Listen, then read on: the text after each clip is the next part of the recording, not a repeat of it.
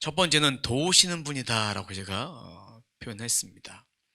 성령에 대해서 지금 제가 5가지로 좀 정리를 했습니다. 성령님이 어떤 분인가? 도우시는 분이다. 요한복음 14장 16절 같이 한번 읽어보도록 하겠습니다. 시작. 내가 아버지께 구하겠고 그분은 너희와 영원히 함께 있을 다른 보혜사를 보내주실 것이다. 성령님은 다른 보혜사다. 그럼 보혜사라는 말 뭐라고 되어 있습니까? 파라클레토스라고 되어 있습니다. 파라클레토스, 돕는 자, 변호인, 중재자의 역할들을 하는 것입니다.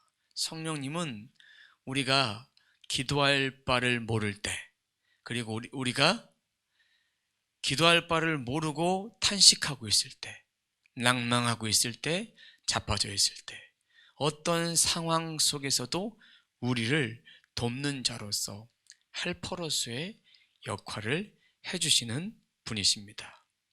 그러면 예수님이 보혜사예요? 예수님이? 근데 오늘 말씀에 보면 보혜사 앞에 무슨 단어가 있습니까? 또 다른 보혜사, 또 다른 보혜사. 개역 개정 성경에서는 또 다른 보혜사로 되어 있고 쉬운 성경에서는 다른 보혜사라고 되어 있습니다. 결국은 예수님께서 부활 승천하신 뒤에 또 다른 보혜사를 내려주신다. 근데 그분은 항상 함께 하여 주신다. 떠나지 않고 영으로서 함께 하여 주신다라는 그런 말씀을 오늘도 우리가 볼 수 있습니다. 그러면 그런 성령께서 언제 오시느냐? 사도행전 2장 말씀이죠. 오순절날 마가의 다락방에 기도하러 모였습니다. 그때는 주님이 부활 승천하신 뒤에 기도하러 모였어요. 기도하러. 자, 1절 보세요. 사도행전 2장 1절 한번 보겠습니다. 다 같이 봅니다. 오순절이 돼서 제자들이 한 곳에 모였습니다. 근데 그때에 성령께서 어떻게 임했느냐? 3절 하반절에 그곳에 모인 한 사람 한 사람 위에 머물렀습니다. 성령이 그 위에 머물렀어요. 그리고 나서 어떻게 되느냐? 4절에 다 성령이 충만해졌습니다. 근데 자기들의 다른 언어와 다른 외국어로 말하기 시작했습니다. 자, 방언의 종류 가운데 몇 가지가 있지만 사도행전에 나온 방언은요, 대국어 방언입니다. 대국어 방언은 뭐냐면 외국어 방언입니다. 그 증거가 계속해서 말씀을 읽어가면 나옵니다. 6절에 보면 그들은 믿는 사람들이 자기네 나라 말로 말하는 것을 듣고는 모두 놀랐습니다. 왜냐하면 유월절을 지키기 위해서 오순절 날에 많은 사람들이 모였어요.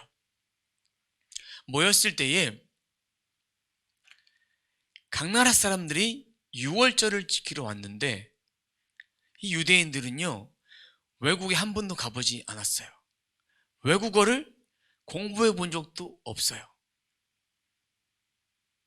외국어를 공부해 본 적도 없는데 그들이 이 말을 듣더니 놀란 거예요. 자기네 언어로 말하는 거예요. 자기네 언어로.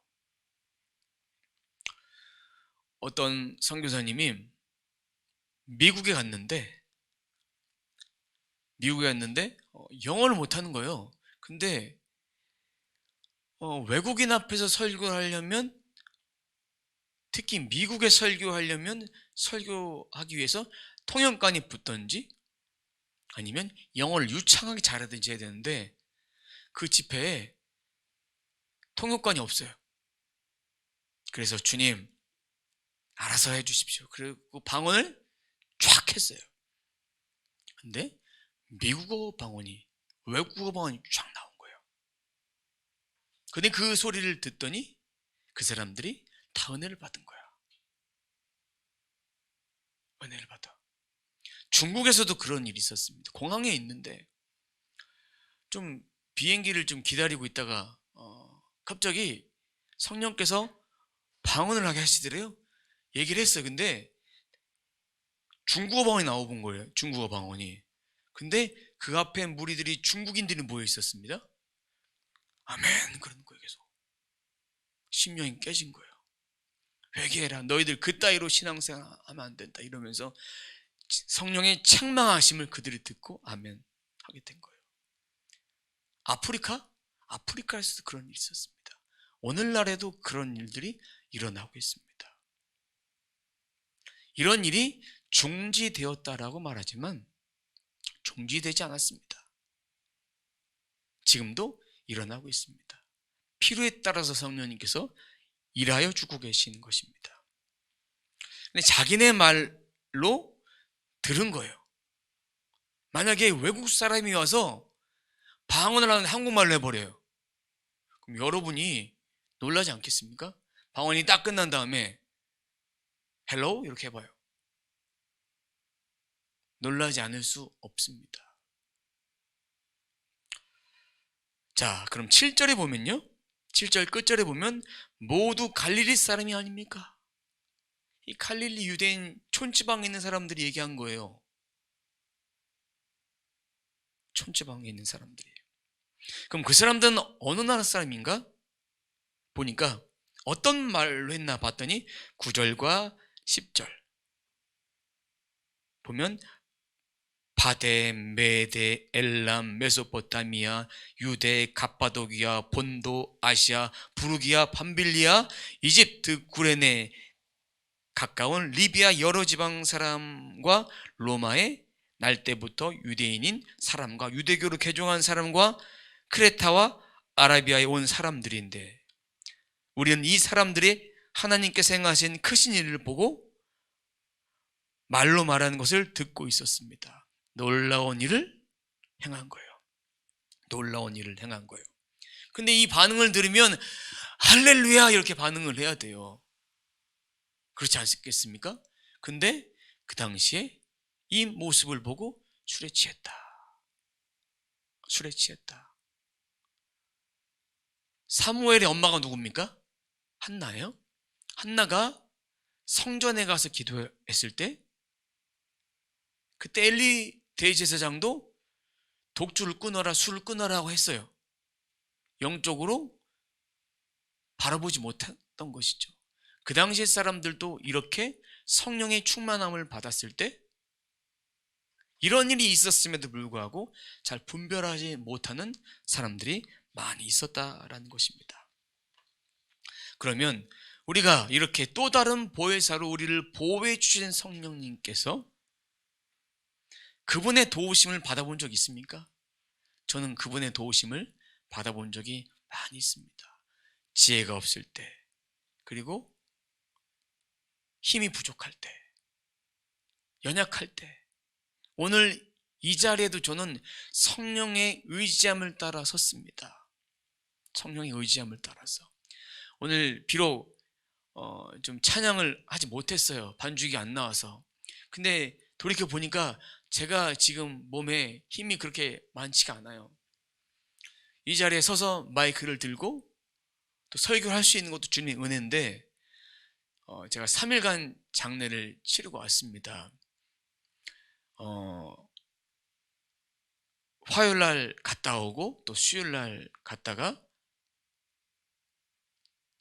이렇게 장례식장 계속 있다가 또 목요일날 또 발인하고 발인하고 그 다음에 이제 운구 관을 들고 그런 일들을 다 하면서 신대원 동기 목사님이셨던 15년 지기 목사님이 저의 기쁠 때 슬플 때 다 함께 해주셨던 그 목사님이 나이 50세에 돌아가셨습니다. 그 자리를 지키고 오니까 또 그렇게 소중한 분을 잃다 보니까 여러 가지 마음이 지금 추스리고 있지만 그래도 계속 생각이 가끔씩 납니다. 그런 가운데 하나님께서 저에게 은혜를 주신 것 같아요. 찬송까지 하면 힘이 없을까 봐. 희한한 거 아십니까? 이게 목마른 사슴 처음에 하려고 딱 다 띄어 있어요. 곡은 나오는데 누르면 안 나오는 거예요. 아니, 왜 이러지? 예배를 누가 방해하나? 그렇게 생각할 수도 있지만 주님의 은혜라고 저는 생각을 합니다. 이게 도우심인 거예요. 각자마다 도우심이 다르죠. 그리고 성령의 도우심이 필요한 부분들도 각자마다 다 있습니다. 제가 오늘부터 금요 예배 때 한 가지를 새롭게 한 것이 있습니다. 저희 카톡방에 보시면 말씀 질문지가 있습니다.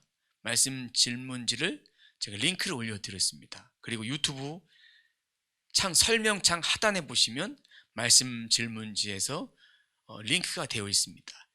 설교를 다 들으시고 함께 다 기도하시고 이제 일주일간의 기회를 드릴 것입니다. 일주일간 그 설문지를 보시면서 작성을 해주시면 돼요. 이름과 함께 여러 가지를 작성해 주시면서 써주시면 됩니다. 그냥 예배를 드리면 그거 끝나는 것이 아니라, 설교를 듣고 끝나는 것이 아니라 그것을 통해서 자신을 다시 한번 돌아볼 수 있는 시간, 또 오늘 나누었던 질문들이 거기 다 담겨져 있습니다. 1번부터 여러 가지 것들이 있으니까 여러분의 마음의 상태를 또 이 질문들을 통해서 진단해보고 또 그 질문들을 꼭 제출해 주셔야 제가 보고 또 함께 기도할 수 있습니다. 자, 카톡방에 있는 거 꼭 잘 몰라도 아는 것만이라도 하시고, 잘 몰라도 쓰고 싶은 말을 좀 써주세요. 성령의 도우심, 보혜사 같은 그런 존재가 우리들 가운데 있다. 우리들 가운데 그분이 우리를 도와주고 계신다. 저에게 힘이 필요하고요, 여러분들에게도 힘이 필요합니다. 그런 힘을 허락해 주시는 분이 바로 보혜사 성령입니다. 그분이 눈에 보일까 안 보일까? 눈에 보이지 않습니다. 보이지 않지만 살아서 역사하시는 분이십니다. 두 번째, 그런 성령님은 세상은 알 수 없는 분이다. 요한복음 14장 17절 말씀 봅니다. 그분은 진리의 성령이시다. 세상은 그분을 보지 못하고 알지도 못함으로 그분을 받을 수 없다. 그러나 그분이 너희 안에 계시고 너희는 그분 안에 있기 때문에 너희는 그분을 아는 것이다. 성령이 우리 안에 계시고 그분 안에 우리가 있기 때문에 우리는 그 성령을 알 수 있다. 그 성령이 눈에 보이진 않지만 우리와 함께 하니까. 그럼 세상이 왜 이 성령을 알지 못할까요? 왜 알지 못할까?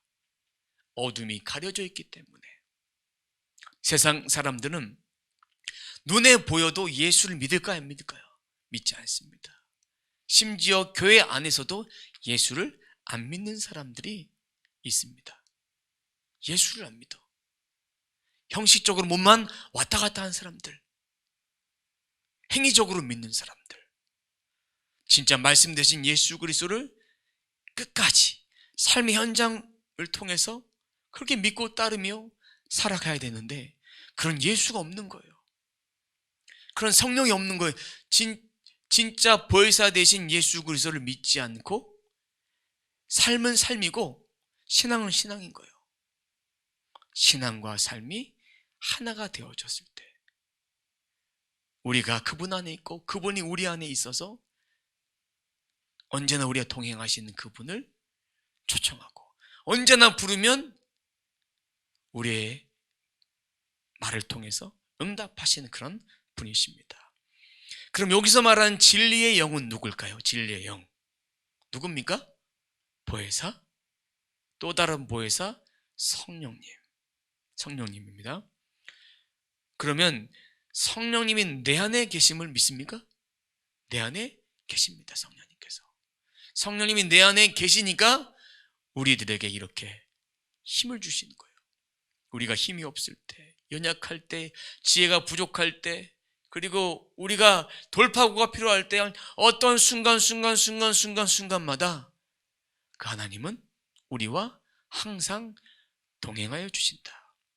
그러니까 그분을 믿고 따라갈 때 우리는 가장 능력 있는 삶을 살아갈 수 있다. 세 번째, 성령님은 어떤 분입니까? 버려두지 않는 분. 어떤 분이요? 버려두지 않는 분. 말씀 읽어보도록 하겠습니다.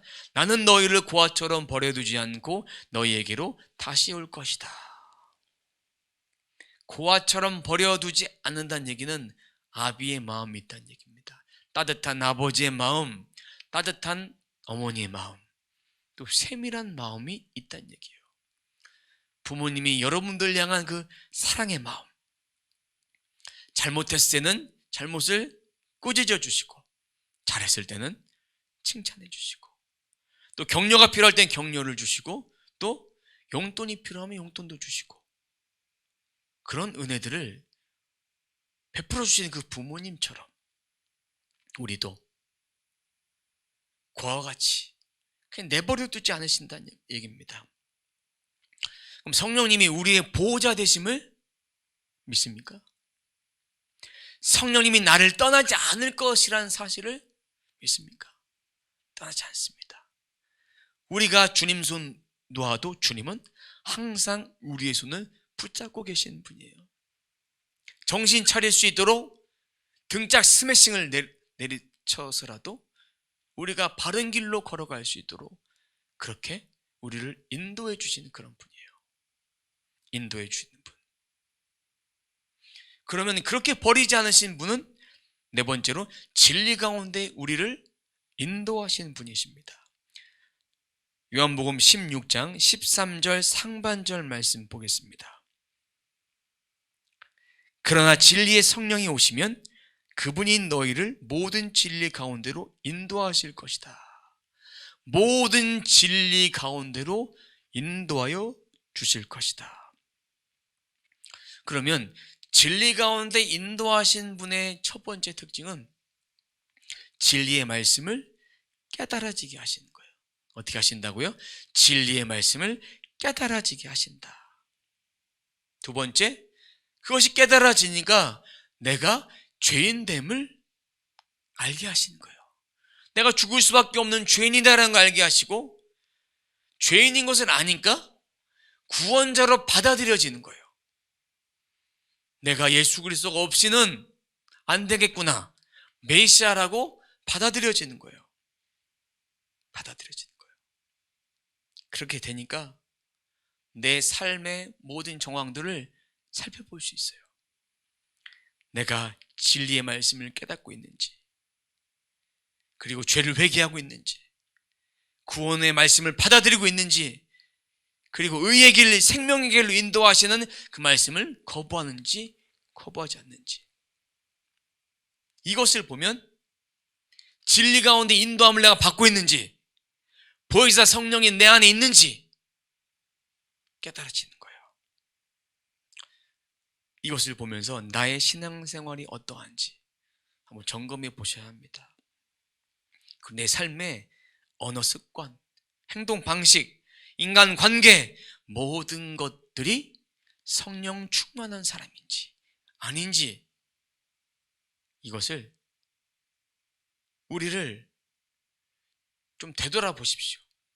나는 진짜 그리스도인처럼 살고 있는지, 아니면 교회만 왔다 갔다 하는지, 이 속에 예수가 있는지, 이 속에 성령이 계시는지. 우리가 예수를 믿을 때 성령님이 이미 와 계시는데 그분과 동행하는지 동행하지 않는지 우리 자신을 보란 얘기예요. 보셔야 합니다. 그래서 우리가 그렇게 살지 못하고 있으면 진리의 영께서 우리를 진리 가운데 인도하시도록, 찔림을 주시도록, 깨달음을 주시도록, 그렇게 진리가 한 주간 동안 나를 이끌었는지, 내가 내 삶을 이끌었는지 우리는 봐야 합니다.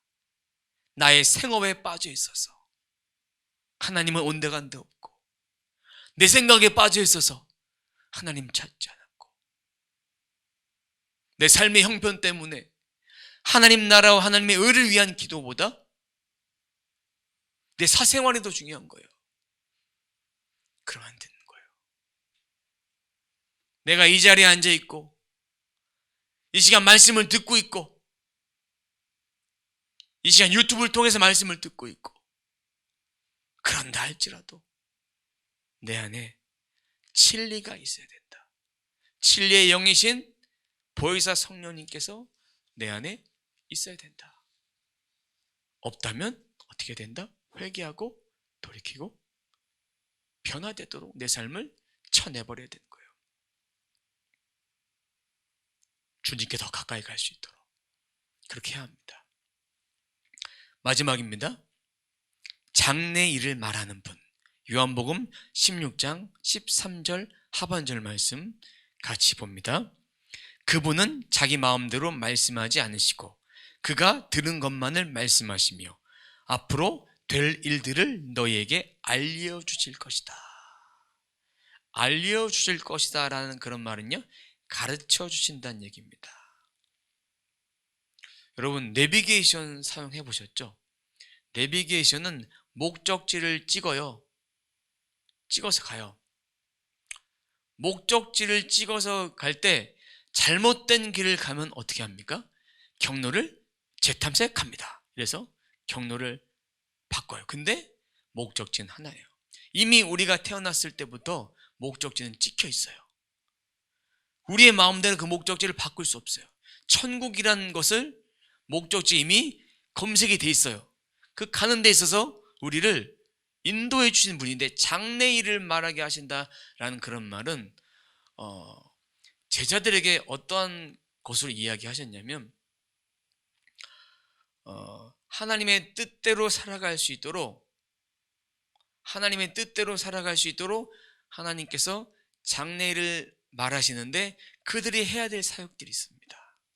이 땅에 살아가면서 하나님의 영광을 위해서 또 예수 그리스도께 받았던 그 말씀들을 적어서 후대 사람들에게 남겨야 되는 그런 일들을 해야 되는 일들이에요. 그 장래 일들을 자기가 생각나는 대로 하는 것이 아닙니다. 성령도 자기가 생각나는 대로 하는 것이 아니라 들은 것을 너희에게 알려주실 것이다. 성경은 하나님의 감동으로 된 것이라고 되어 있습니다. 성령의 감동으로 되어 쓰여진 것이라고 되어 있습니다. 성경을 쓸 때에 마찬가지로 우리가 성경 말씀을 읽을 때에 앞으로 어떤 일이 일어날 것인가, 앞으로 어떻게 우리가 살아가야 될 것인가도 성령께서 우리들 가운데 말씀하시는 거예요. 우리들 가운데 말씀해 주시는 거예요. 그 말씀을 깨닫는 자, 듣는 자, 읽는 자 복된 거예요. 말씀을 읽는 것 가운데 은혜가 있다는 것은 이 안에 하나님이 역사하시고 살아계셔서 내 마음을 계속해서 감동해 주신다는 것이죠. 그런데 그러기 위해서는요, 우리가 보혜사 성령이 내 안에 있어야 되고 우리가 기도할 때에 그렇게 성령 인도하심을 따라서 기도하는 거예요. 성령 이끄심을 따라서 기도하면 되는 거예요. 기도가 안 된다, 성령 이끌림 받지 않는 거예요. 여러분 그거 아십니까? 그거 아세요? 한국말로 기도하면요 마귀는 다 알아들어요. 우리가 영적으로 힘들 때 한국말로 기도하고, 마귀는 우리를 공격하기 위해서 그렇게 작당모의를 하고 있습니다. 근데 방언으로 기도를 하잖아요. 그러면 마귀가 절대 알아들을 수가 없어요. 영적 공격에서 승리하기 위해서는 우리가 방언을 기도하는 거예요. 끊어낼 수 있어요. 끊어낼 수 있어요. 그 공격에서 승리하도록 성령께서 왜 우리의 입술을 사용해서, 우리의 모든 걸 사용해서 하나님 앞에 영광 돌리기를 원하실까? 그 이유는 이 땅에 하나님 나라 확장하기 위해서, 그리고 우리들에게 하나님께 올려드릴 수 있는 그런 천상의 기도의 언어를 주신 이유는 우리들에게 이 땅에 살아가면서 마귀를 대적하기 위해서, 온갖 괴계에서 승리하기 위해서, 그렇게 우리들에게 성령의 은사를 따라서 그렇게 기도하기를 원하시는 것입니다. 이 5가지, 이 보혜사 성령이 어떤 분이시라는 것을 간단히 오늘은 5가지만 이야기를 해봤습니다. 첫 번째는 도우시는 분, 세상은 알 수 없는 분, 버려두지 않으신 분, 진리 가운데 인도하시는 분, 장래일을 말하게 하시는 분. 이 기도를 많이 하다 보면 성령께서 우리들에게 감동을 주실 때가 있습니다. 근데 그 감동이 인간적인 생각인지 하나님께서 주신 감동인지 잘 분별을 해야 돼요. 다시 한번 묻습니다. 하나님, 저에게 이 말씀 해주셨는데 맞습니까? 맞습니까? 진짜 맞습니까? 그렇게 묻고 또 이 감동을 받았던 그 상대방에도 그것을 확인해 보는 작업들을 하셔야 합니다. 성령님은 그렇게 우리들에게 항상 같이 계시는 분이기 때문에 하나님이 원하시는 일이 아니라면 불편합니다, 우리 마음이. 여러분에게 성령이 있다라는 증거는 양심에 우리가 악한 일을 행했을 때 마음 편안합니까? 불편합니까? 불편해요. 그리고 진짜 성령께서 주시는 그런 음성이라면 편안합니다. 꺼리낌이 없어요. 그것이 응답이라면 그런 꺼리낌이 없는 거예요. 그런 꺼리낌이 없이 이렇게 그 응답을 받고 실천하는 것이 중요합니다. 아무리 많은 응답을 받아도 실천하지 않으면, 한 발짝 내딛지 않으면 아무 소용없어요. 하나님께서 우리들에게 지혜를 주셨는데 그 지혜를 사용하지 않고 썩혀두거나, 또 우리들에게 방언의 은사를 주셨는데 방언이 성령 세례의 전부라고 말할 수는 없지만 그것을 열어가는 하나의 통로인 것은 분명합니다. 근데 그것을 쓰지 않으면 어떻게 됩니까? 막혀버려요. 실례로 한국말로 기도할 때에 한국말로 기도를 안 해보면 어떻게 되는지 아십니까? 기도를 잘 못해요. 그리고 한국말로 기도할 때 장점은 여러 가지 있지만 한국말로 1시간 동안 안 끊어지고 기도하는 자신 있는 분 있습니까? 전 자신이 없어요. 근데 방언으로 기도하면 1시간을 기도했던 2시간, 3시간 계속 얼마든지 할 수 있어요. 기도할 말을 생각나게 하시니까. 근데 방언 기도할 때 우리가 좀 하나 좀 이렇게 팁을 하나 드릴게요. 우리가 처음에 이제 영적인 싸움을 해야 돼. 근데 영적인 싸움을 하기 위해서 기도할 때 단방언이라고 있습니다. 영어로 만든 거예요. 단방언. 단음으로, 그러니까 랄랄랄랄랄이라든지 따따따따라든지 할렐루야라든지 이런 그 방언을 쓰시는 분이 있어요. 근데 그 방언을 들으면 강력해요. 그렇게 영적으로 처음에 영적인 권세를 무너뜨리기 위해서, 그러니까 예를 들면 여러분 이 얘기가 적절하진 않지만 갑자기 드는 얘기예요. 게임을 할 때 천천히 게임을 해보세요. 그러면 상대방이 나를 죽이려고 계속 공격합니다. 심지어 우리가 축구공으로 축구할 때 이렇게 축구로 공 차면 천천히 가면 빼앗기겠습니까? 안 빼앗기겠습니까? 빼앗겨요.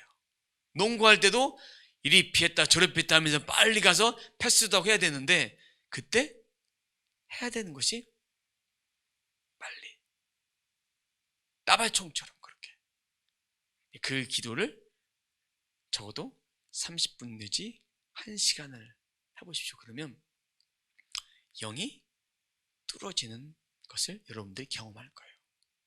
영이 뚫어지는 거. 모든 것이 다 제압되고 그 다음에 이제 하나님의 인도하심을 따라서 이렇게 나아갈 수 있게끔. 가장 중요한 거는 1시간 그 자리에서 그냥 할 수 있는 그런 영적인 훈련이 되어 있어야 합니다. 영적인 훈련. 방언기도 10분, 20분 그 정도에서 시작도 되지 않는 거예요. 1시간 정도. 근데 이것을 성령에 사로잡혀서 1시간 하잖아요. 그때부터 이제 기름 부음이 임해서 바뀌어지게 되어집니다. 바뀌어지게 되어져요. 정말 중요한 거예요. 영적으로 제압당합니다. 그들이 제압당해. 오늘도 그렇게 기도하기를 원하는데 성령의 이끄심을 따라서 우리 안에 있으니까 성령께서 우리 안에 있으니까 두려울 것이 없는 거예요. 염려할 될 것이 없는 거예요. 근데 우리가 방언 기도할 때 마귀는 두렵습니다. 두려워요. 알아듣지 못하지만 보혜사 되신 성령님께서 알아서 제압을 해주세요. 알아서.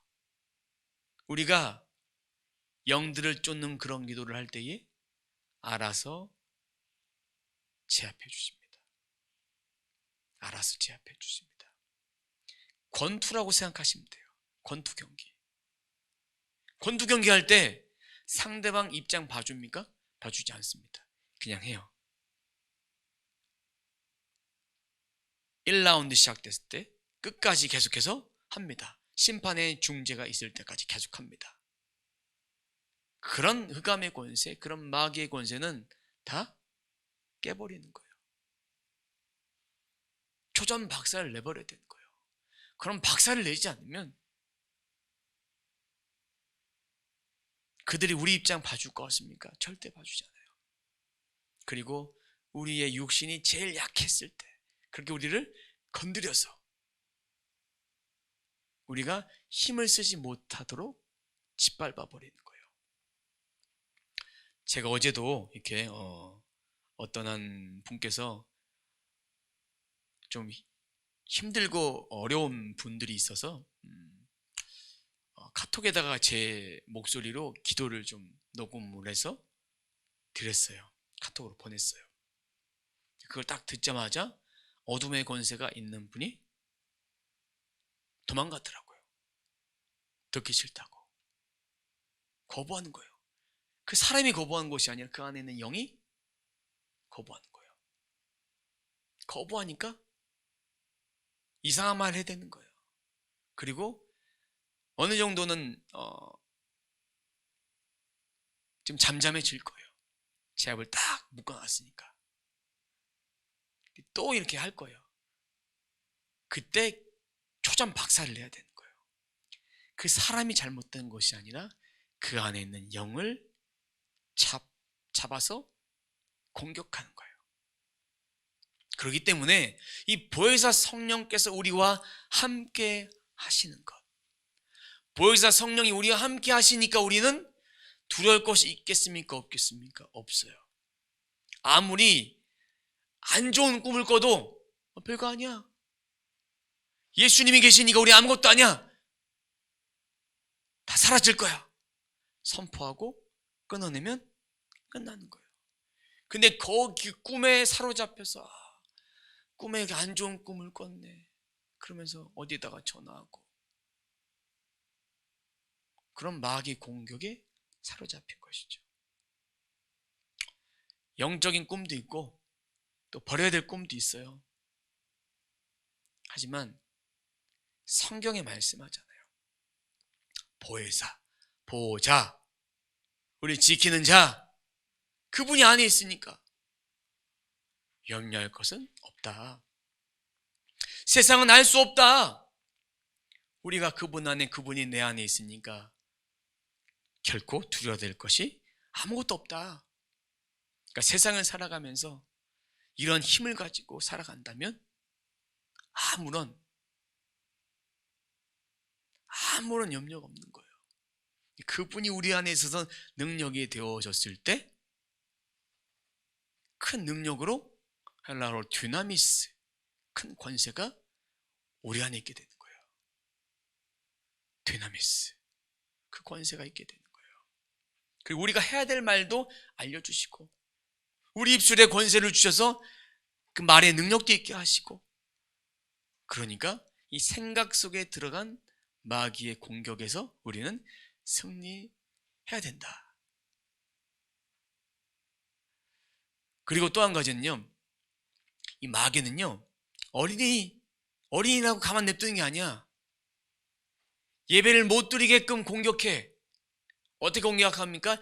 여러 가지 생각들 하게 만듭니다. 이 속에 게임 생각, 이 속에 친구 생각, 왜 설교가 이렇게 길어? 그리고 막 졸고 있고 하품하고. 근데 예배 시간마다 그런 거예요. 예배 시간마다 그러면 공격당하는 거야. 공격당하는 거라고. 예배 시간이 보면 이 시간인데 이 시간만 되면 딴 거 하고 싶은 거야. 그것도 공격당하는 거야. 이걸 이겨야 돼. 이겨야 돼. 근데 예배 시간 다 끝나면 잠이 확 깨는 거야. 그러니까 마귀가 가장 기뻐하는 일을 하는 거예요. 저도 옛날에 그랬어요. 저녁 예배만 딱 드리면, 제가 앉는 고정석이 있었어요. 옛날에 20대 때. 그러니까 목사님이 설교하시다가 오늘은 아멘을 너무 많이 한다고, 아멘을 너무 많이 한다고 그러면서 일어나라고 막 이렇게 그렇게 하신 적도 있고 막 그래요. 저는 비록 그러진 않지만 뭔가 반복적으로 넘어지는 것은 무엇인가 사로잡혀 있는 거야. 그러니까 예수님의 보혈로 이렇게 손을 딱 대고 이렇게 머리를 딱, 생각들, 내 마음의 감정들, 이런 것들 다 쫓아내야 돼요. 이렇게 간단한 거야. 그럼 어떤 일이 벌어지는지 아십니까? 다 떠나간다고.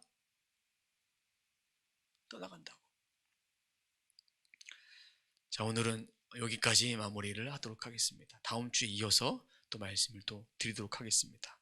결론으로 말씀드립니다.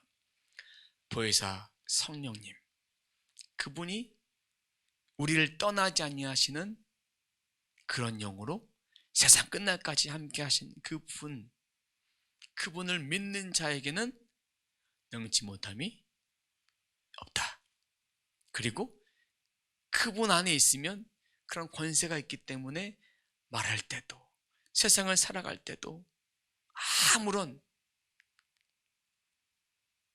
걸림돌이 없는 거야. 그냥 아우토반 도로처럼 그냥 막 뚫고 나갈 수 있는 거야. 무제한 속도로. 성령님이 이 가림막이 있어도 지장 없는 거예요.